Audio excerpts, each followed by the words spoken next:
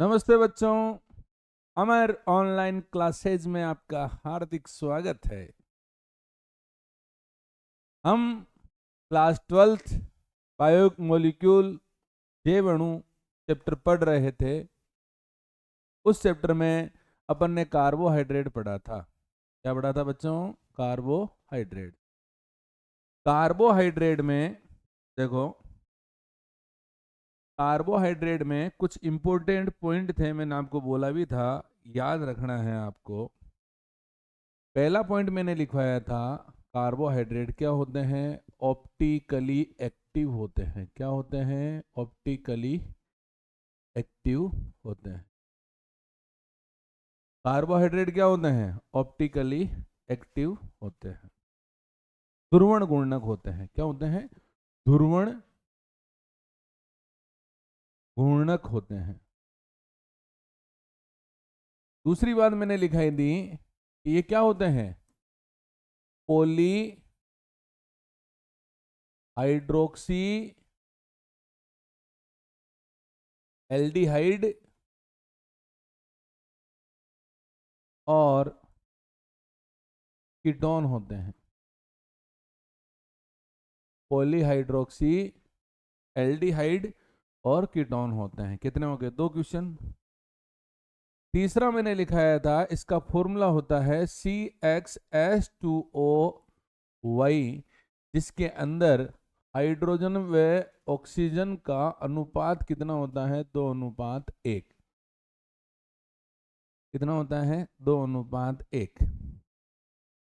फिर अपन ने एक एग्जाम्पल लिया था जो कि कार्बोहाइड्रेट होता है, जिसका नाम था रेमनोज। क्या नाम था? रेमनोज। C6H12O5। ठीक बच्चों।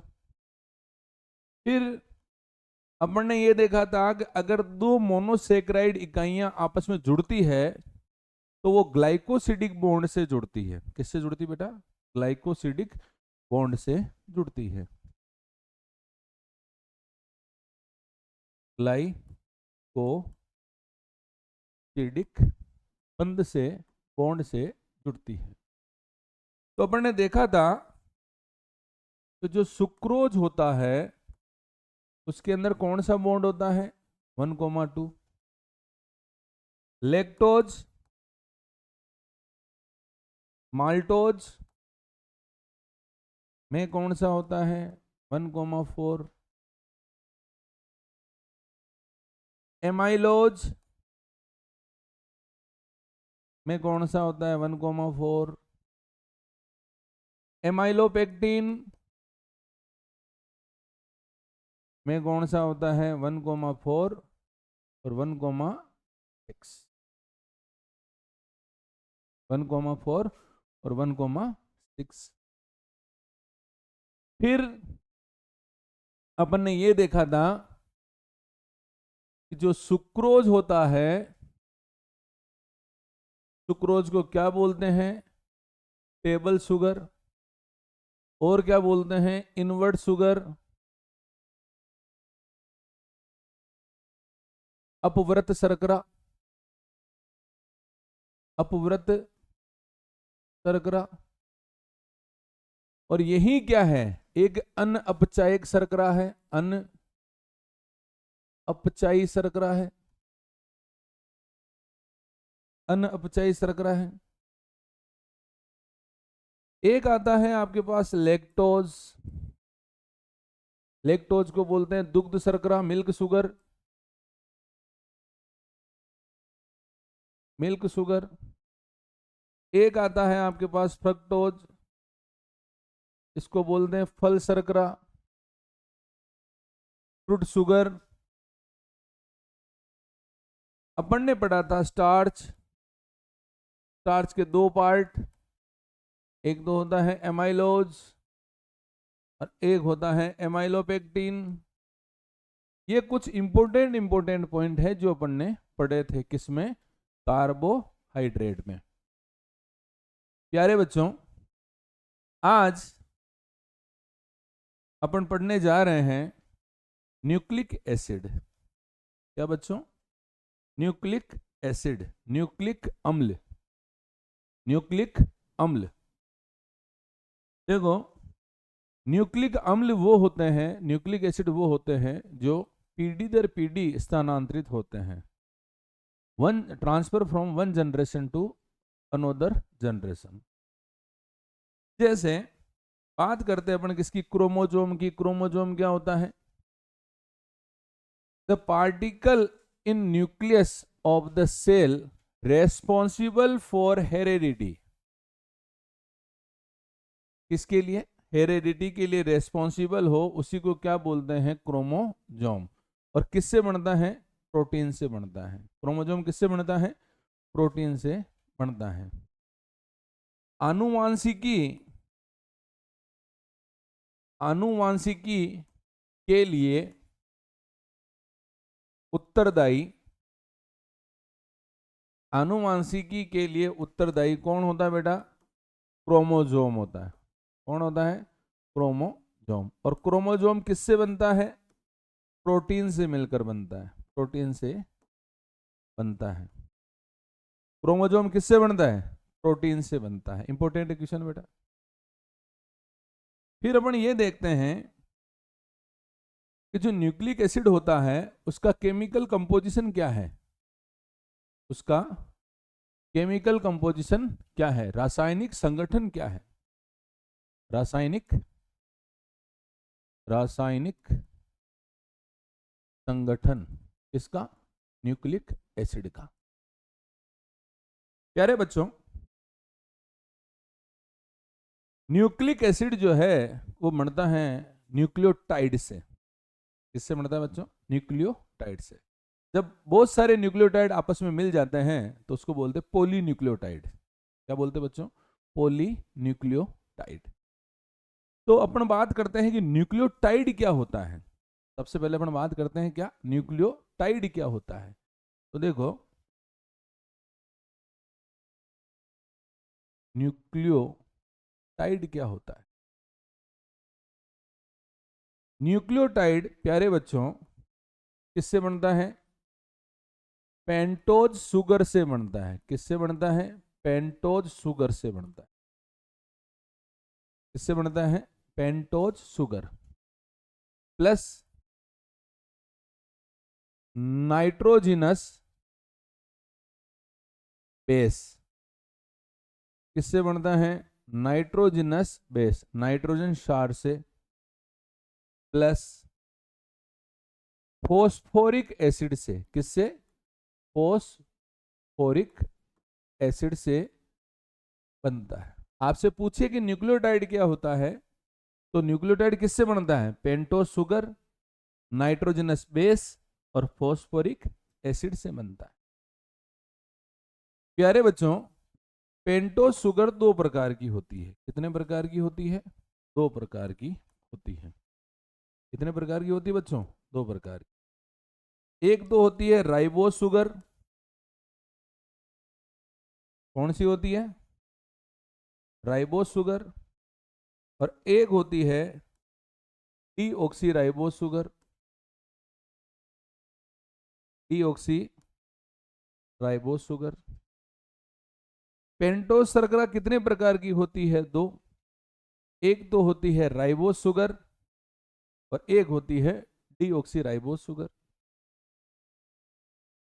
तो जो राइबोज शुगर होती है उस राइबोज शुगर में सेकंड कार्बन में एक ऑक्सीजन की कमी हो जाती है, इसीलिए इसे डीऑक्सीराइबोज कहा जाता है।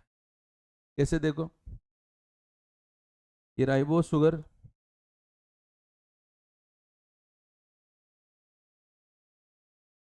H O H H O H H O H C H two O H और ये एच। ये कौन सी शुगर है? Ribose sugar. लेकिन देखो ये फर्स्ट कार्बन और ये कौन सा कार्बन हो गया? Second carbon. इस सेकंड कार्बन के ऊपर एक ऑक्सीजन की क्या होती है बच्चों? कमी होती है। क्या होती है? कमी होती है। ये H O H H H H O H CH2OH। और ये क्या हो गया?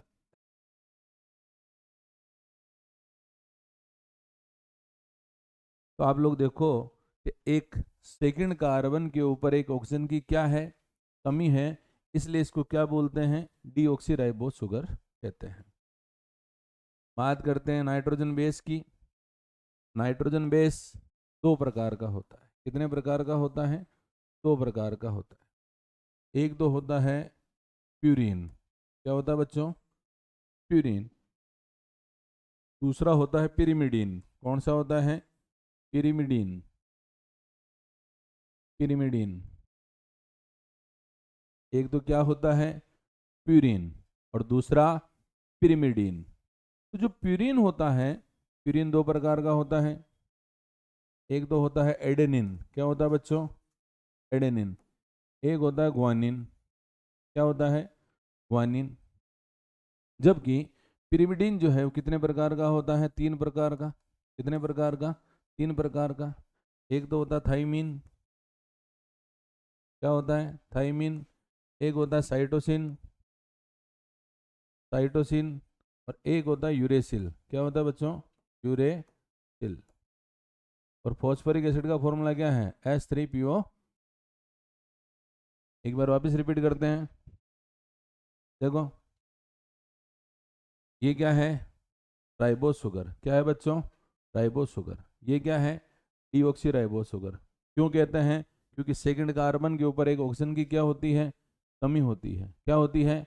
एक ऑक्सीजन की क्या होती है? कमी होती है। नाइट्रोजन बेस कितने प्रकार के होते हैं? दो। प्यूरिन और पिरिमिडीन। प्यूरिन कितने प्रकार के? दो प्रकार के। पिरिमिडीन कितने प्रकार के? तीन प्रकार के। फॉस्फोरिक एसिड का फॉर्मूला क्या होता है? H3PO4 होता है। ठीक बच्चों, ये क्या है? ये क्या है? न्यूक्लियोटाइड है। क्या है बच्चों? न्यूक्लियोटाइड। अब बात करते हैं अपन किसकी? न्यूक्लियोसाइड की। इसकी बच्चों? न्यूक्लियोसाइड की। देखो, न्यूक्लियोसाइड।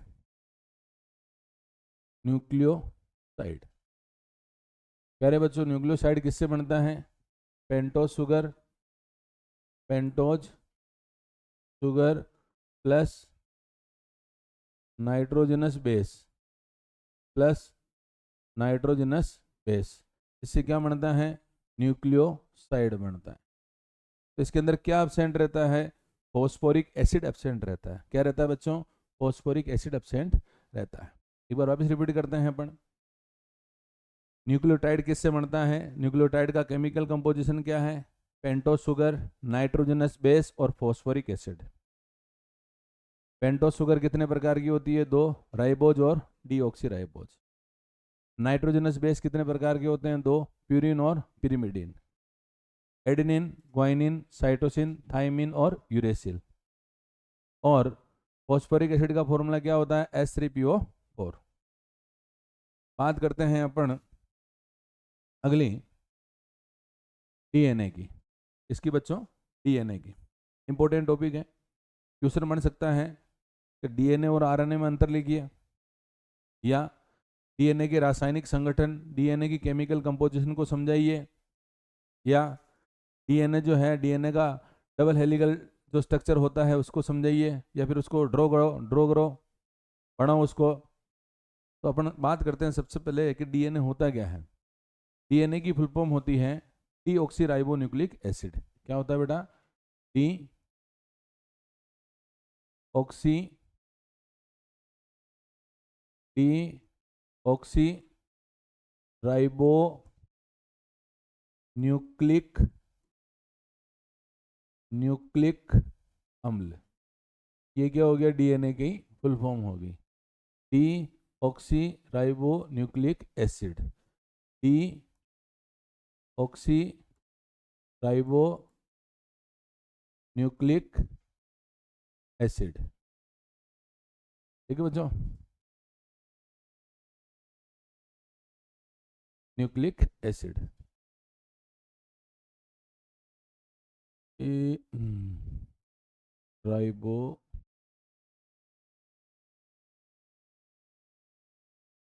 राइबो न्यूक्लिक एसिड, ये इसकी फुल फॉर्म हो गई। प्यारे बच्चों, अगर मैं रासायनिक संगठन की बात करूं तो मैं यहां लेता हूं क्या, न्यूक्लियोटाइड। तो न्यूक्लियोटाइड किससे बनता है, न्यूक्लियोटाइड प्लस फॉस्फोरिक अम्ल, फॉस्फोरिक अम्ल किससे मिलता है, न्यूक्लियोसाइड और फॉस्फोरिक एसिड से। न्यूक्लियोसाइड मेरे प्यारे बच्चों दो चीजों से मिलकर बनता है। कितनी चीजों से, दो चीजों से।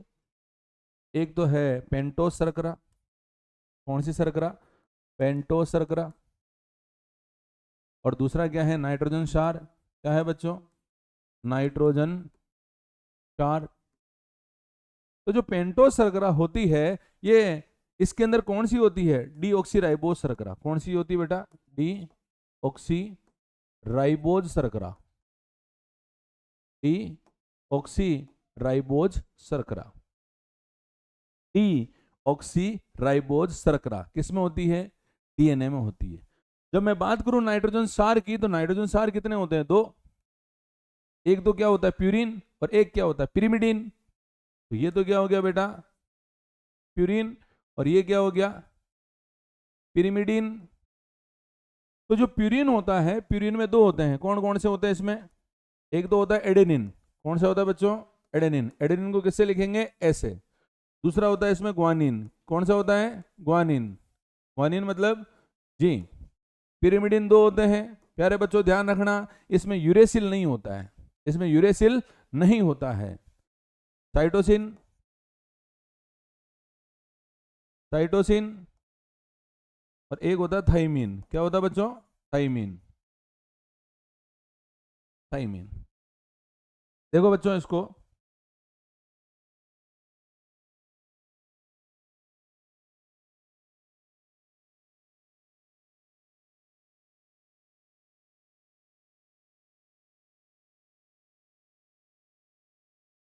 डीएनए जो है किससे बन रहा है, डीऑक्सीराइबोन्यूक्लिक एसिड से बन रहा है।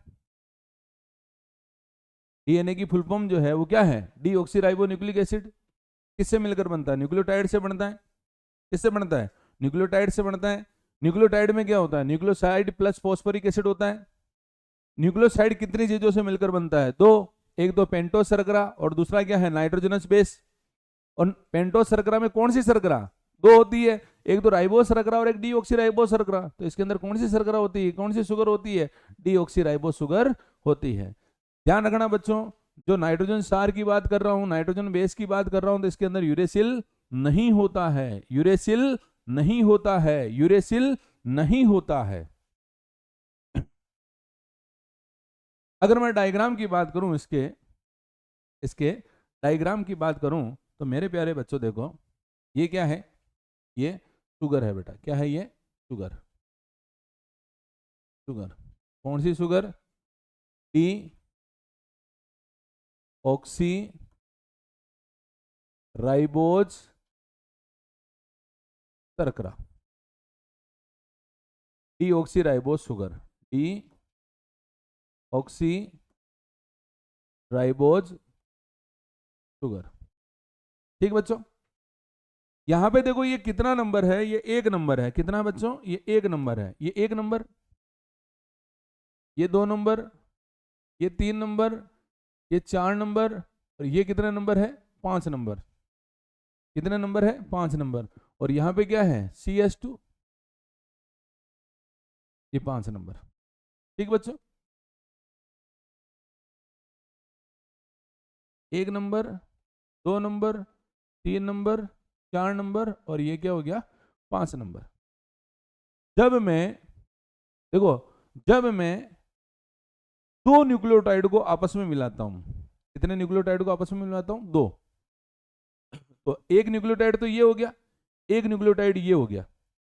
तो जो बनेगा उसको क्या बोलेंगे, पॉलीन्यूक्लियोटाइड। क्या बोलेंगे बच्चों, पॉलीन्यूक्लियोटाइड। क्या बोलेंगे, पॉलीन्यूक्लियोटाइड। न्यूक्लियोटाइड में होता क्या है, नाइट्रोजनस, एक तो होता है डीऑक्सीराइबोस शर्करा, एक क्या होता है, नाइट्रोजन बेस, और एक क्या होता है, फॉस्फोरिक एसिड। क्या होता है, फॉस्फोरिक एसिड, फॉस्फोरिक अम्ल। ध्यान से देखो बच्चों एक बार, यहां पर ये जो फॉस्फोरिक एसिड जो है वो जुड़ रहा है ना, वो देखो कौन से कार्बन के ऊपर जुड़ रहा है, पांचवें कार्बन पे जुड़ रहा है। कौन से कार्बन पे जुड़ रहा है, पांचवें कार्बन पे जुड़ रहा है। और कौन से कार्बन पे जुड़ेगा, तीसरे कार्बन पे जुड़ेगा। कौन से कार्बन पे जुड़ेगा, तीसरे कार्बन पे जुड़ेगा। तो जब डीएनए का डायग्राम जो आता है वो 3 डेज से चालू होके 5 डेज पे खत्म होता है, और 5 डेज से चालू होके कहाँ खत्म होता है, 3 डेज पे खत्म होता है। भाई मैं क्या बोल रहा हूं कि 2 न्यूक्लियोटाइड, कितने न्यूक्लियोटाइड, 2। इन दोनों न्यूक्लियोटाइड में तीसरे कार्बन पांचवें कार्बन, तीसरे कार्बन पांचवें कार्बन पर एक बॉन्ड बनता है जिसको बोलते हैं फॉस्फोडाइएस्टर बॉन्ड। क्या बोलते हैं, फॉस्फोडाइएस्टर बॉन्ड। क्या बोलते हैं बच्चों, फॉस्फोडाइएस्टर बॉन्ड। मतलब समझे आप लोग, एक न्यूक्लियोटाइड प्लस दूसरा न्यूक्लियोटाइड, इन दोनों के बीच का ये जो बॉन्ड आपको दिख रहा है, ये वाला बॉन्ड, इसको कौन सा बॉन्ड बोलते हैं, फॉस्फोडाइएस्टर बॉन्ड। कौन सा बॉन्ड बेटा, फॉस्फोडाइएस्टर बॉन्ड। फॉस्फोडाइएस्टर बॉन्ड किस में बनता है, 2 न्यूक्लियोटाइड के बीच में बनता है। अगला बेटा, अगर मैं डायग्राम की बात करूं, डीएनए के डायग्राम की, डीएनए के डायग्राम की मैं बात करूं, तो मेरे प्यारे बच्चों देखो आप लोग, ए और टी के बीच में डबल बॉन्ड होगा। ए और टी के बीच में क्या होगा, डबल बॉन्ड। सी और जी के बीच में ट्रिपल बॉन्ड होगा। कौन सा बॉन्ड होगा, ट्रिपल बॉन्ड होगा। पहली बात ये याद रखो। दूसरी बात, अगर मैं बात करूं डायग्राम की, तो देखो किससे चालू हो रहा है, 5 डेज पे। किससे चालू हो रहा है बेटा, 5 डेज। 5 डेज कहां खत्म होगा, 3 डेज। कहां खत्म होगा बेटा, 3 डेज। कहां चालू हो रहा है, 3 डेज।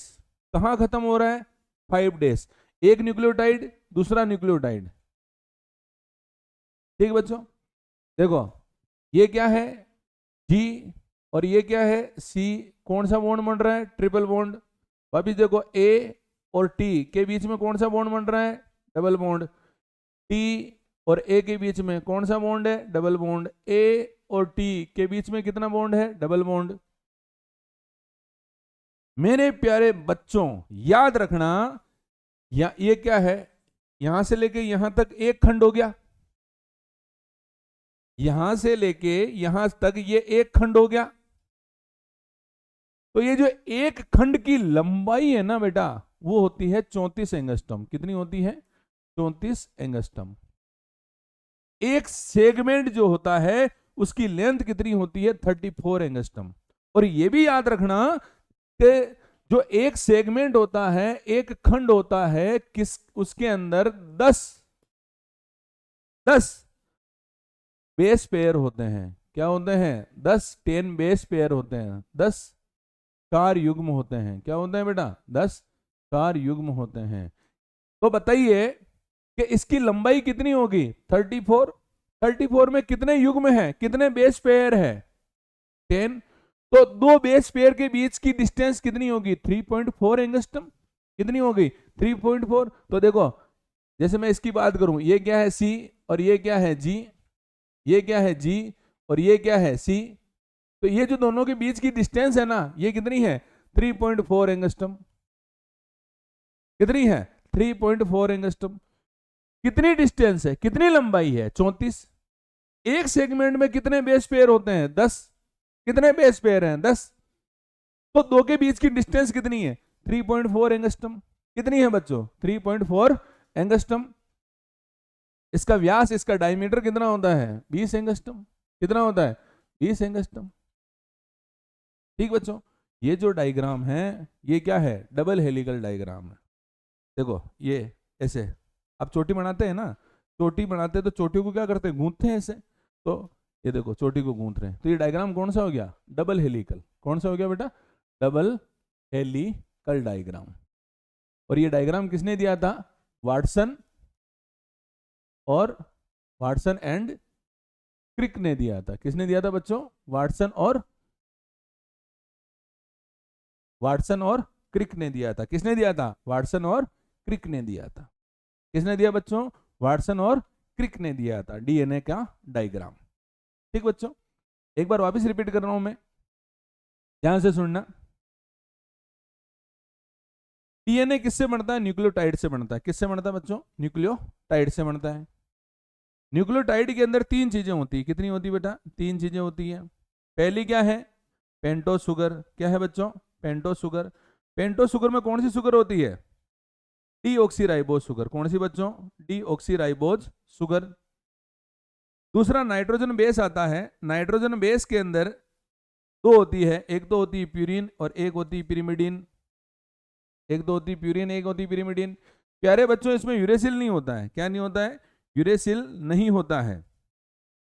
तो कौन कौन से होते हैं? एक तो होता है एडेनिन, एक होता है ग्वाइनिन, एक होता है साइटोसिन और एक होता है थाइमिन।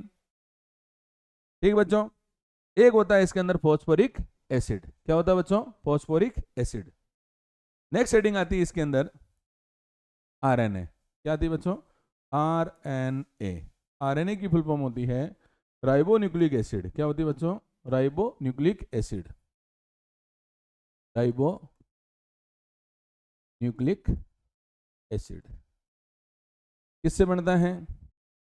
न्यूक्लियोटाइड से बनता है। और न्यूक्लियोटाइड किससे बनता है? Nucleoside plus phosphoric acid. Phosphoric acid. Nucleoside किससे बनता है? दो से। एक तो क्या है? पेंटोस शर्करा। क्या है? Pentose sugar. और पेंटोस शुगर में कौन सी शुगर है? Ribose sugar. राइबोस शर्करा। राइबोस शर्करा। दूसरा क्या आता है इसके अंदर? नाइट्रोजन क्षार। नाइट्रोजन क्षार कौन कौन से? दो। एक तो कौन सा होता है? प्यूरिन। एक कौन सा है? पिरिमिडीन। प्यूरिन कौन कौन से? प्यूरिन के अंदर एक तो है एडेनिन और एक क्या है? ग्वाइनिन। और पिरिमिडीन में कौन कौन से हैं? दो हैं, एक तो साइटोसिन और एक क्या है? यूरेसिल। साइटोसिन और यूरेसिल। साइटोसिन और यूरेसिल। अगला आरएनए जो है बेटा, आरएनए तीन प्रकार का होता है। कितने प्रकार का? तीन प्रकार का। आरएनए कितने प्रकार का होता है? तीन प्रकार का होता है। ठीक बेटा, देखो आरएनए के प्रकार। आरएनए के प्रकार, पहला कौन सा? टीआरएनए। दूसरा कौन सा? एमआरएनए। और अगला कौन सा? आरआरएनए। टी को क्या बोलते हैं? स्थानांतरण। स्थानांतरण। एम को क्या बोलते हैं? संदेशवाहक। संदेशवाहक। और इसको क्या बोलते हैं? राइबोसोमल। राइबोसोमल। Ribosomal RNA. स्थानांतरण आरएनए, संदेशवाहक आरएनए और ribosomal RNA. Transfer RNA, transferred, messenger और राइबोसोमल। राइबोसोमल। ठीक बच्चों, प्यारे बच्चों याद रखना, आपको डीएनए दे रखा है। डीएनए से अगर आप लोग डीएनए बनाते हो, डीएनए से क्या बनाते हो? डीएनए। तो इसको बोलते हैं रेप्लिकेशन। क्या बोलते हैं? रेप्लिकेशन। प्रतिकृति। प्रतिकृति। डीएनए से क्या बनाया? डीएनए तो क्या बोलोगे? डीएनए प्रतिकृति। डीएनए से अगर आप लोग क्या बनाते हो? आरएनए। तो इसको बोलते हैं ट्रांसक्रिप्शन। क्या बोलते हैं? ट्रांसक्रिप्शन। और आरएनए से अगर आप लोग क्या बनाते हो? प्रोटीन। तो इसको बोलते हैं ट्रांसलेशन। क्या बोलते हैं बच्चों? ट्रांसलेशन। क्या बोलते हैं? ट्रांसलेशन। ठीक बच्चों, डीएनए से डीएनए, डीएनए से आरएनए और आरएनए से प्रोटीन। याद रखना बच्चों, तो अभी अपन ने जो टॉपिक पढ़ा है वो कौन सा है? Nucleic acid. न्यूक्लिक एसिड कितने प्रकार के होते हैं? 2। एक तो कौन सा होता है? डीएनए। एक कौन सा होता है? आरएनए। दोनों में फर्क याद रखना, वो डबल हेलिकल होता है या सिंगल हेलिकल होता है। उसके अंदर एडेनिन, ग्वाइनिन, साइटोसिन और थाइमिन होता है, जबकि इसके अंदर एडेनिन, ग्वाइनिन, साइटोसिन और यूरेसिल होता है। ठीक बच्चों, अगली हेडिंग लेते हैं इसके अंदर, प्रोटीन। क्या है बच्चों? प्रोटीन। प्यारे बच्चों, क्या है? क्या दे रखा है? प्रोटियोज। प्रोटियोज का मतलब होता है प्राइमरी। क्या होता है? प्राइमरी। क्या होता है बेटा? प्राइमरी। या फिर अपन बोल सकते हैं इसको प्राइम इंपॉर्टेंस, अति महत्वपूर्ण। अति महत्वपूर्ण, प्राथमिक या अति महत्वपूर्ण। प्रोटियोज का अर्थ क्या होता है? प्राथमिक या अति महत्वपूर्ण। प्राथमिक या अति महत्वपूर्ण। ठीक बच्चों, ये जो प्रोटीन होता है, प्रोटीन किससे बनता है? एमिनो एसिड से बनता है। किससे बनता है? एमिनो एसिड से बनता है। सबसे पहले मैं आपको एक चीज सिखा रहा हूं। देखो, ये मेरा आपको हाथ दिख रहा है। इस हाथ में 5 उंगलियां हैं, पर पांचों उंगलियां सेम नहीं है क्या? नहीं है। तो ऐसे हाथ को किरेल बोलते हैं। क्या बोलते हैं बेटा? किरेल या कायरल। बताइए, ये हाथ 2 बराबर भागों में बढ़ सकता है क्या? नहीं बढ़ सकता है ना। तो ये हाथ क्या हो गया? असममित, अनसिमेट्रिकल हो गया। लेकिन ये वाला हाथ, इस हाथ का दर्पण प्रतिबिंब है। देखो, ये इसके ऊपर सुपर इम्पोज हो रहा है क्या? अध्यारोपित हो रहा है क्या? नहीं हो रहा है। तो प्यारे बच्चों ध्यान रखना, ये हाथ क्या है? किरेल। जो किरेल होता है, जो किरेल होता है वो असममित होता है, अनसिमेट्रिकल होता है, मिरर इमेज बनाता है, लेकिन एक दूसरे के ऊपर सुपर इम्पोज नहीं होता है। इसको क्या बोलते हैं? इनेंशियोमर बोलते हैं। क्या बोलते हैं? इनेंशियोमर, प्रतिबिंब रूप बोलते हैं। क्या बोलते हैं बच्चों? प्रतिबिंब रूप कहते हैं। देखो, एमिनो एसिड, प्रथम एमिनो एसिड जो था, प्रथम एमिनो अम्ल, उसका नाम था ग्लाइसिन। क्या नाम था बेटा? ग्लाइसिन। और ये ग्लाइसिन क्या था? ऑप्टिकल, ऑप्टिकल इनएक्टिव था। क्या था बेटा? ऑप्टिकल इनएक्टिव, ध्रुवण अगुणक, ध्रुवण अगुणक। फॉर्मूला देखो ग्लाइसिन का क्या है?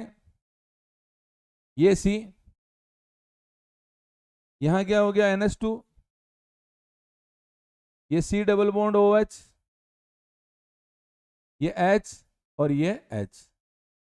देखो, ये कार्बन है, इस कार्बन की 2 संयोजकता, 2 वैलेंसी सेम है, इसीलिए इस कार्बन को अकिरेल कहते हैं। क्या कहते हैं? अकिरेल, ऑप्टिकल इनएक्टिव। क्या कहते हैं? Optical inactive. इसकी 2 वैलेंसी सेम है, इसलिए क्या बोल रहे हैं इसको? Optical inactive. लेकिन इनके अलावा जितने भी एमिनो अम्ल है, सभी एमिनो अम्ल, सभी एमिनो अम्ल वो क्या है? ऑप्टिकली एक्टिव है। क्या है बेटा? ऑप्टिकली एक्टिव है। सारे एमिनो एसिड क्या है? ऑप्टिकली एक्टिव है। क्या है बच्चों? ऑप्टिकली एक्टिव है। मैं बात करूं एमिनो एसिड के वर्गीकरण की, एमिनो एसिड के वर्गीकरण की, तो एमिनो एसिड का वर्गीकरण अपन लेते हैं आवश्यकता के आधार पर, on the basis of essentiality. तो टोटल एमिनो एसिड कितने होते हैं आवश्यकता के आधार पर? 20। कितने होते हैं बच्चों? 20। टोटल एमिनो एसिड कितने होते हैं? 20। उन 20 एमिनो एसिड में से 10 तो होते हैं आवश्यक और 10 होते हैं अनावश्यक। 10 क्या होते हैं? आवश्यक, और 10 क्या होते हैं? अनावश्यक। ठीक बच्चों, जो आवश्यक एमिनो अम्ल होते हैं वो मानव के शरीर में संश्लेषित नहीं होते हैं, उनको बाहर से प्राप्त किया जाता है। लेकिन जो अनावश्यक एमिनो अम्ल होते हैं वो मानव के शरीर में संश्लेषित हो जाते हैं।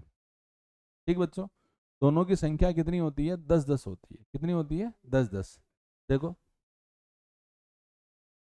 The amino acid which can be synthesized in the body are known as non essential. जो मानव के शरीर के अंदर संश्लेषित हो जाते हैं उसको क्या बोलते हैं? Non essential. और नहीं होते हैं उनको क्या बोलते हैं आप लोग? इसेंशियल। क्या बोलते हैं बेटा? Essential amino acid. जिनको कहाँ से प्राप्त किया जाता है, जिसको कहाँ से प्राप्त किया जाता है, डाइट से, भोजन से प्राप्त किया जाता है, भोजन से प्राप्त किया जाता है। देखो क्या कह रहा है, जो एमिनो अम्ल शरीर में संश्लेषित हो सकते हैं उन्हें अनावश्यक एमिनो अम्ल कहते हैं, और जो शरीर में संश्लेषित नहीं होते हैं, जिन्हें भोजन से लेना पड़ता है, उसको क्या बोलते हैं, अनावश्यक, उन्हें क्या बोलते हैं, आवश्यक एमिनो अम्ल कहा जाता है, आवश्यक एमिनो अम्ल कहा जाता है। प्यारे बच्चों, जो आवश्यक एमिनो अम्ल है उनकी संख्या कितनी है, 10 है। कितनी है, 10 है। आवश्यक एमिनो अम्ल की संख्या कितनी है बेटा, 10। याद रखना, टीवी पाथ मील,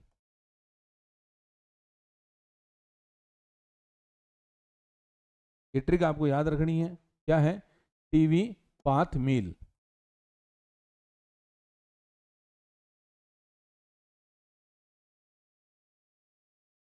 क्या है बेटा, टीवी पाथ मील, टीवी पाथ मील।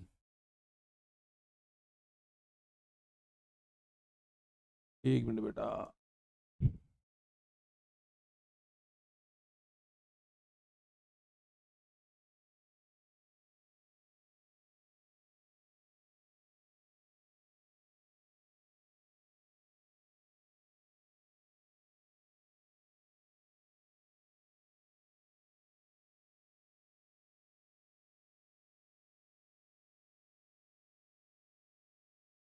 टीवी पाथ मील, ये आपको ट्रिक याद रखनी है। टीवी पाथ मील, रिपीट करो, टीवी पाथ मील, टीवी पाथ मील। एक बार नहीं, 2 बार बोलो, टीवी पाथ मील। यहां पर देखो आप लोग, टी को बोलते हैं ट्रिप्टोफैन। क्या बोलते हैं बच्चों, ट्रिप्टोफैन। क्या बोलते हैं, ट्रिप्टोफैन। क्या बोलते हैं, ट्रिप्टोफैन। देखो, टी को क्या बोलते हैं यहां पर, ट्रिप्टोफैन। क्या बोलते हैं बच्चों, ट्रिप्टोफैन। वी को बोलते हैं वेलिन। क्या बोलते हैं बच्चों, वेलिन। इसको बोलते हैं फेनिल एलेनिन, फेनिल एलेनिन। इसको बोलते हैं आर्जिनिन। क्या बोलते हैं बच्चों, आर्जिनिन। इसको बोलते हैं थ्रियोनिन। क्या बोलते हैं बच्चों, थ्रियोनिन। इसको बोलते हैं हिस्टीडीन। क्या बोलते हैं बच्चों, हिस्टीडीन। इसको बोलते हैं मेथियोनिन, मेथियोनिन। इसको बोलते हैं आइसोल्यूशिन। क्या बोलते हैं, आइसोल्यूशिन। इसको बोलते हैं लाइसिन, और इसको बोलते हैं ल्यूसिन। ठीक बच्चों, तो आवश्यकता के आधार पर टोटल एमिनो अम्ल कितने हैं, 20। 10 आवश्यक है और 10 क्या है, अनावश्यक है। जो आवश्यक एमिनो अम्ल होते हैं उनको बाह्य स्रोत से प्राप्त किया जाता है, जो मानव के शरीर में संश्लेषित नहीं होते हैं। जिनके याद करने की ट्रिक क्या है, टी वी पाथ मील। क्या है, टी वी पाथ मील। ठीक बच्चों, अगला आता बेटा physical property of amino acid, amino अम्ल के भौतिक गुण।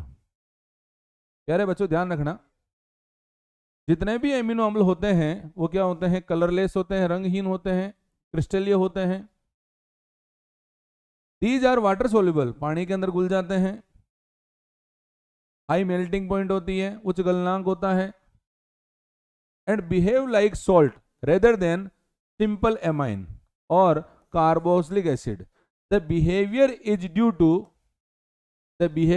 due to the presence of both acidic and basic amino group in the same molecular.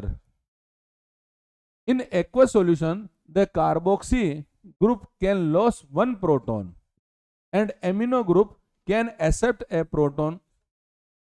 मतलब समझे आप लोग, एमिनो अम्ल क्या है, रंगहीन क्रिस्टलीय ठोस है, जल में क्या हो जाता है, विलय हो जाता है। उनका गलनांक क्या होता है, उच्च होता है। गलनांक क्या होता है, उच्च होता है। जो एमिनो तथा कार्बोक्सिलिक अम्लों की भांति व्यवहार नहीं करते हैं। वो किसकी भांति व्यवहार करते हैं? लवणों की भांति व्यवहार करते हैं। इसका कारण यह है कि एक ही अणु में अम्लीय तथा क्षारीय समूह की उपस्थिति। प्यारे बच्चों ध्यान से देखना एक बार, क्या चीज है ये। मैंने यहां लिया NH2, यहां क्या है CH2, C double bond O OH। ठीक बच्चों, ये कौन सा समूह है? एमिनो समूह है। कौन सा समूह है? एमिनो ग्रुप है। ठीक है, ये कौन सा है? कार्बोक्सिलिक ग्रुप है। कौन सा है? कार्बोक्सिलिक ग्रुप है। ठीक बच्चों, कौन सा ग्रुप है? कार्बोक्सिलिक ग्रुप है। देखो ये क्या है? बेस है। ये क्या है? एसिड है। एसिड और बेस दोनों है ना, तो ये क्या हो गया? सोल्ट हो गया। ये क्या हो गया? सोल्ट हो गया। तो इस एमिनो ग्रुप और इस कार्बोक्सिलिक ग्रुप की तरह, कार्बोक्सिलिक ग्रुप होने की वजह से ये क्या है? सोल्ट है। एसिड क्या करता है? H+ देता है, और बेस क्या करता है? H+ लेता है। तो ये क्या है? ये प्रोटॉन है। ये प्रोटॉन किसको देगा? इसको। तो यहां क्या बनेगा? देखो S3N plus CH2 C double bond O तो ये जो आयन बन रहा है पॉजिटिव और नेगेटिव, इसी को बोलते हैं बेटा ज्विटर आयन। क्या बोलते हैं? Zwitter ion. या इसी को बोलते हैं डाइपोलर आयन। क्या बोलते हैं? Dipolar ion. या इसी को क्या बोलते हैं? एम्फोलाइट आयन। क्या बोलते हैं बच्चों? एम्फोलाइट आयन। क्या बोलते हैं? एम्फोलाइट आयन। कब बनता है? जब कार्बोक्सिलिक ग्रुप H+ देता है और एमिनो ग्रुप H+ लेता है, तो किसका निर्माण होता है? ज्विटर आयन का निर्माण होता है। ठीक बच्चों, नेक्स्ट स्ट्रक्चर ऑफ प्रोटीन। क्या है बेटा? Structure of protein. प्रोटीन की संरचना। प्रोटीन की संरचना देखो, protein are the polymer of alpha amino acid. Important है बेटा, इंपॉर्टेंट है। प्रोटीन किसके पॉलीमर है? अल्फा एमिनो एसिड के। And they are connected to each other by कौन सा bond? Peptide bond. Peptide bond से जुड़े हुए होते हैं। रिपीट कर रहा हूं, ध्यान से सुनना। दो मोनोसेक्राइड अगर जुड़ते हैं तो ग्लाइकोसिडिक बॉन्ड। दो न्यूक्लियोटाइड अगर जुड़ते हैं तो फॉस्फोडाइएस्टर बॉन्ड। दो एमिनो एसिड अगर जुड़ते हैं तो पेप्टाइड बॉन्ड। कौन सा बॉन्ड बेटा? Peptide bond. देखो क्या कह रहा है? A polypeptide with more than 100 amino acid having molecular mass कितना? 10,000। एक पॉलीपेप्टाइड चेन का मोलर मास कितना होता है? 10,000 म्यू होता है। कितना होता है? 10,000 म्यू। और याद रखना बच्चों, इंसुलिन क्या है? इंसुलिन। इंसुलिन के अंदर कितने एमिनो एसिड होते हैं? 51 एमिनो एसिड होते हैं। 51 एमिनो एसिड होते हैं। किसमें? इंसुलिन में। ठीक बच्चों, अगला अगर मैं बात करूं इसकी संरचना की, तो देखो मैंने यहां लिया CH2 C double bond O OH, और यहां क्या है? NH2। क्या बोलते हैं इसको? ग्लाइसिन। क्या बोलते हैं? ग्लाइसिन। दूसरा एग्जांपल लिया मैंने,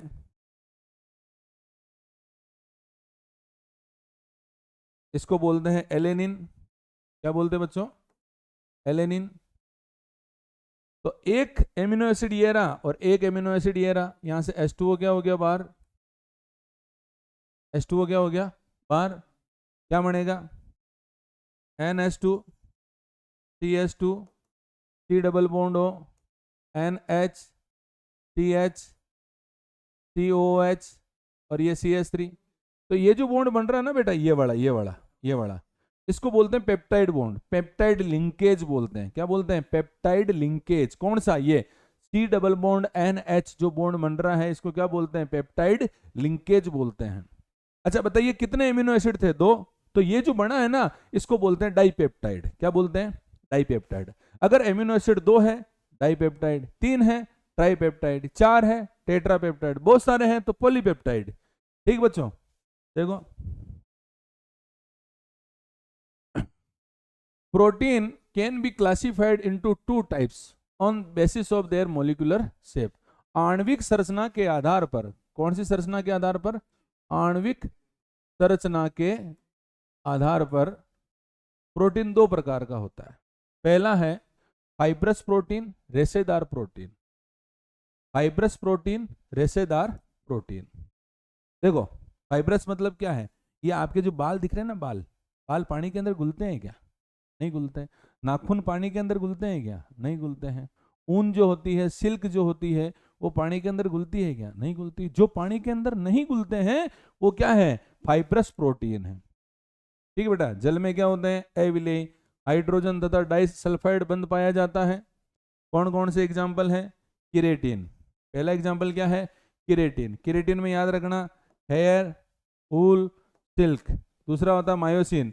मायोसिन में क्या आती है? मसल्स। क्या आती है? मसल्स। ये मसल्स, मांसपेशियां। क्या आती है बेटा? मांसपेशियां। ठीक है बेटा। सेकंड आता है इसके अंदर गोलाकार प्रोटीन, ग्लोबुलर प्रोटीन। कौन सा है? गोलाकार प्रोटीन, ग्लोबुलर प्रोटीन। ये जल में क्या होता है? विलय होता है। इनकी गोलाकार संरचना होती है। इसके एग्जाम्पल दो है प्यारे बच्चों, ध्यान रखना, एल्बुमिन और इंसुलिन। क्या है? एल्बुमिन और इंसुलिन। एल्बुमिन और इंसुलिन। ठीक बच्चों। अगली हेडिंग अपन बात करते हैं क्या? देखो अगली हेडिंग आती है डीनेचुरेशन ऑफ प्रोटीन। प्रोटीन का विकृतीकरण। डीनेचुरेशन ऑफ प्रोटीन, प्रोटीन का विकृतीकरण। देखो प्यारे बच्चों, प्रोटीन का विकृतीकरण कैसे होता है? जो प्रोटीन होता है, प्रोटीन की स्ट्रक्चर होती है प्राइमरी, सेकेंडरी, टर्सरी, क्वाटरनरी, प्राथमिक, द्वितीयक, तृतीयक और चतुर्थक। तो जो प्रोटीन की द्वितीयक और तृतीयक, सेकेंडरी और टर्सरी संरचना जो है वो क्या हो जाती है? डिस्टर्ब हो जाती है। लेकिन प्राथमिक संरचना के अंदर कोई भी फर्क नहीं पड़ता है। कोई भी फर्क नहीं पड़ता है। तो अगर प्राथमिक संरचना के ऊपर कोई फर्क नहीं पड़ेगा, किसके ऊपर फर्क पड़ेगा? द्वितीयक और तृतीयक के ऊपर फर्क पड़ेगा। तो उससे क्या हो जाता है? जो प्रोटीन होती है, प्रोटीन की संरचना बिगड़ जाती है। हाइड्रोजन बॉन्ड क्या हो जाता है? डिस्टर्ब हो जाता है, जिसके कारण से प्रोटीन क्या हो जाता है? जम जाता है। जैसे आपने अंडा देखा होगा, अंडे को अगर आप लोग उबालते हो, उबालने के बाद क्या हो जाता है? वो जम जाता है। दूध के अंदर अगर आप जावन डालते हो तो दूध क्या हो जाता है? जम जाता है। तो ये क्या है? प्रोटीन का विकृतीकरण है। तो क्या कह रहा है ये प्रोटीन का विकृतीकरण? देखो, when a protein in its native form in subjected to physical change. Physical change कौन कौन से? एक तो टेम्परेचर में चेंज होना चाहिए। किसमें? टेम्परेचर में चेंज होना चाहिए। और दूसरा केमिकल चेंज। केमिकल चेंज में क्या? पीएच। दो चेंज हो सकते हैं। एक तो फिजिकल चेंज में क्या? टेम्परेचर। केमिकल चेंज में क्या? पीएच। दोनों अगर चेंज होंगे तो इसकी सेकेंडरी और टर्सरी स्ट्रक्चर जो है वो क्या हो जाती है? डिस्टर्ब हो जाती है। उसके अंदर अव्यवस्था हो जाती है। और अव्यवस्था होने के कारण से प्रोटीन का क्या हो जाता है? विकृतीकरण। प्रोटीन क्या हो जाता है? बिगड़ जाता है। प्रोटीन क्या हो जाता है बच्चों? बिगड़ जाता है। इसी को क्या बोलते हैं? प्रोटीन का विकृतीकरण कहते हैं। देखो, जैविक सक्रियता वाले प्रोटीन प्राकृत प्रोटीन कहलाते हैं। कौन से प्रोटीन कहलाते हैं? प्राकृत प्रोटीन कहलाते हैं। जब प्राकृत प्रोटीन में भौतिक परिवर्तन, फिजिकल चेंज करते हैं, और फिजिकल चेंज में कौन सा चेंज? टेम्परेचर। और अगर रासायनिक परिवर्तन करते हैं तो रासायनिक परिवर्तन में कौन सा? पीएच। पीएच में चेंज करेंगे। तो पीएच में चेंज करेंगे तो हाइड्रोजन बंध में क्या हो जाती है? अस्त व्यस्तता उत्पन्न हो जाती है, जिसके कारण से गोलिका क्या हो जाती है? ग्लोब्यूल क्या हो जाते हैं? खुल जाते हैं। और हेलिक्स अकुंडलित हो जाता है तथा प्रोटीन अपनी जैविक सक्रियता को क्या कर देता है? खो देता है। इसी को क्या बोलते हैं? प्रोटीन का विकृतीकरण कहते हैं। जैविक सक्रियता कब खोएगा? जब उसकी सेकेंडरी और टर्सरी, द्वितीयक और तृतीयक संरचना क्या हो जाएगी? उसमें अव्यवस्था हो जाएगी, जिसके कारण से प्रोटीन का क्या हो जाएगा? विकृतीकरण हो जाएगा। लेकिन प्यारे बच्चों याद रखना, इसमें प्राथमिक संरचना में कोई भी परिवर्तन नहीं होता है। प्राथमिक संरचना में परिवर्तन नहीं होता है, याद रखना बच्चों, है ना। अगला आता बेटा प्राइमरी स्ट्रक्चर। इसकी प्रोटीन की कौन सी स्ट्रक्चर? Primary structure. प्रोटीन की प्राइमरी स्ट्रक्चर बेटा 4 स्ट्रक्चर है: प्राइमरी, सेकेंडरी, टर्सरी और क्वाटरनरी। तो सबसे पहले बात कर रहे हैं अपन किसकी, प्राइमरी स्ट्रक्चर की। तो प्राइमरी स्ट्रक्चर में क्या है, एक या अनेक पॉलीपेप्टाइड श्रृंखला उपस्थित हो तथा एमिनो अम्ल एक विशिष्ट क्रम में होने चाहिए। एमिनो अम्ल, एमिनो एसिड जो है उनका सीक्वेंस क्या होना चाहिए, स्पेसिफिक होना चाहिए। क्या होना चाहिए, स्पेसिफिक सीक्वेंस होना चाहिए। क्या होना चाहिए बच्चों, स्पेसिफिक सीक्वेंस होना चाहिए। किसका, एमिनो एसिड का। आपने नाम सुना होगा सिकल सेल एनीमिया का। उस सिकल सेल एनीमिया के अंदर एमिनो एसिड की स्ट्रक्चर लीनियर होती है, लेकिन उसके अंदर एमिनो एसिड क्या हो जाते हैं, डिस्टर्ब हो जाते हैं। उनका सीक्वेंस जो है, उनका जो विशिष्ट क्रम जो है वो बिगड़ जाता है, जिसके कारण से रोग उत्पन्न हो जाता है, सिकल सेल एनीमिया। अगली आती है सेकेंडरी स्ट्रक्चर। प्यारे बच्चों याद रखना, सेकेंडरी स्ट्रक्चर कितने प्रकार की होती है, दो। कितने प्रकार की, दो। एक तो होती है अल्फा हेलिक्स। क्या होती है बच्चों, अल्फा हेलिक्स। और एक होती है बीटा प्लीटेड। एक तो होती है अल्फा हेलिक्स और दूसरी क्या होती है, बीटा प्लीटेड। ठीक बच्चों, अभी मैंने क्या बताया था कि प्राथमिक स्ट्रक्चर के अंदर एमिनो एसिड का स्पेसिफिक सीक्वेंस, विशिष्ट क्रम होना चाहिए। इसमें देखो, alpha helix in which A polypeptide chain form all possible hydrogen bond, all possible hydrogen bond by twisting into A right handed screw. Screw जानते हो, स्क्रू को कैसे घुमाते हैं, राइट हैंड की तरफ घुमाते हैं, ऐसे ऐसे ऐसे घुमाते हैं। तो इसकी स्ट्रक्चर भी कैसे होगी, ऐसे ही होगी, ऐसे। स्ट्रक्चर भी कैसे होगी, ऐसे ही होगी, right handed screw with the NH group of each amino acid residue hydrogen bonded to the C double bond O of an adjacent turn of the helix। मतलब क्या कह रहा है ये, C double bond O और NH। देखो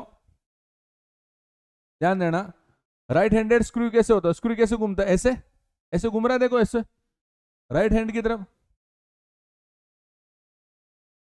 ये लो,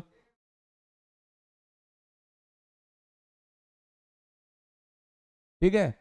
formula क्या है, C double bond O N H. इसको क्या बोलते हैं, पेप्टाइड। क्या बोला, पॉलीपेप्टाइड श्रृंखला। पॉलीपेप्टाइड का मतलब क्या है, बहुत सारे। पॉलीपेप्टाइड का मतलब क्या है, बहुत सारे एमिनो एसिड जो जुड़ते हैं और लंबी श्रृंखला बनाते हैं, जिनका अणुभार, जिनका मोलिकुलर मास कितना होना चाहिए, 10,000 माइक्रो होना चाहिए, म्यू होना चाहिए। ठीक बच्चों, तो मैंने यहां क्या लिखा, देखो सी डबल बॉन्ड ओ, ये ऊपर क्या हो गया NH, फिर यहां पर क्या हो गया NH, और ये क्या हो गया सी डबल बॉन्ड ओ। तो देखो ये तो N और ये O दोनों के बीच में एक बॉन्ड आएगा, इसी बॉन्ड को कौन सा बॉन्ड बोलते हैं, हाइड्रोजन बॉन्ड। कौन सा बॉन्ड, हाइड्रोजन बॉन्ड। कौन सा बॉन्ड, हाइड्रोजन बॉन्ड। तो याद रखना, अल्फा हेलिक्स में कौन सा bond, hydrogen bond. Primary structure के अंदर क्या है, स्पेसिफिक सीक्वेंस, विशिष्ट क्रम। अगला आता है बीटा प्लीटेड। कौन सा आता है, beta pleated. Beta pleated, beta pleated में देखो ध्यान दो, इसके अंदर इंटरमोलिकुलर हाइड्रोजन बॉन्डिंग होती है। कौन सी, इंटरमोलिकुलर हाइड्रोजन बॉन्डिंग होती है। और इसके अंदर खिंचाव अधिकतम होता है। खिंचाव क्या होता है, अधिकतम खिंचाव होता है। तो देखो, all polypeptide chain are stretch out the nearly maximum extension, maximum extension, and then laid side by side, which are the held together, and then which are held together by कौन सा बॉन्ड, इंटरमोलिकुलर हाइड्रोजन बॉन्ड। कौन सा bond बेटा, intermolecular hydrogen bond, intermolecular hydrogen bond. देखो, अधिकतम विस्तार तक खींची रहती है श्रृंखला, जो है पॉलीपेप्टाइड श्रृंखला अधिकतम विस्तार तक खींची रहती है। पॉलीपेप्टाइड श्रृंखला अधिकतम विस्तार तक खींची रहती है। दूसरा कौन सा बंध पाया जाता है, अंतरा आणविक हाइड्रोजन बंध पाया जाता है। कौन सा बंध पाया जाता है, अंतरा आणविक हाइड्रोजन बंध पाया जाता है। अगला टर्सरी, इंपॉर्टेंट है बेटा, टर्सरी। टर्सरी के अंदर होता ऐसा है कि 2 degree and 3 degree structure of protein are hydrogen bonds, disulphide bond linkage, van der Waals and electrostatic force of attraction इन फोर्सों के कारण सेकेंडरी और टर्सरी स्ट्रक्चर जो होती है वो क्या होती है, स्टेबल होती है। क्या होती है, स्टेबल होती है। रिपीट कर रहा हूं, प्राइमरी के अंदर स्पेसिफिक सीक्वेंस होता है, सेकेंडरी में अल्फा, अल्फा हेलिक्स में क्या होता है, हाइड्रोजन बॉन्ड, बीटा प्लीटेड में इंटरमोलिकुलर हाइड्रोजन बॉन्ड, टर्सरी के अंदर जो सेकेंडरी और टर्सरी स्ट्रक्चर जो होती है वो van der Waals force, hydrogen bond, disulphide bond और इलेक्ट्रोस्टैटिक फोर्स ऑफ अट्रैक्शन के कारण से क्या हो जाती है, स्टेबल हो जाती है। अगला, अगली आती है क्वार्टनरी स्ट्रक्चर। क्वार्टनरी स्ट्रक्चर में देखो क्या है, दो या दो से अधिक पॉलीपेप्टाइड श्रृंखला से ये बने होते हैं, दो या दो से अधिक पॉलीपेप्टाइड श्रृंखला से बने हुए होते हैं। कौन, क्वार्टनरी स्ट्रक्चर। प्यारे बच्चों याद रखना, चारों की पहचान अलग अलग है। अगला, अगली हेडिंग आती है बेटा एंजाइम। क्या है, एंजाइम। एंजाइम क्या करते हैं, सक्रियण ऊर्जा को कम करते हैं। किसको कम करते हैं, सक्रियण ऊर्जा को कम करते हैं। Reduce activation energy, activation energy को क्या करते हैं बच्चों, कम करते हैं। दूसरा, मैंने एग्जांपल लिया यहां पे सुक्रोज। अगर सुक्रोज का एसिडिक हाइड्रोलाइसिस करवाता हूं, क्या करवाता हूं, एसिडिक हाइड्रोलाइसिस करवाता हूं, किसका, सुक्रोज का, तो कितनी एक्टिवेशन एनर्जी आती है, 6.22 किलो जूल मोल इनवर्स। अगर सुक्रोज का एसिडिक हाइड्रोलाइसिस करूं तो एक्टिवेशन एनर्जी कितनी है, 6.22।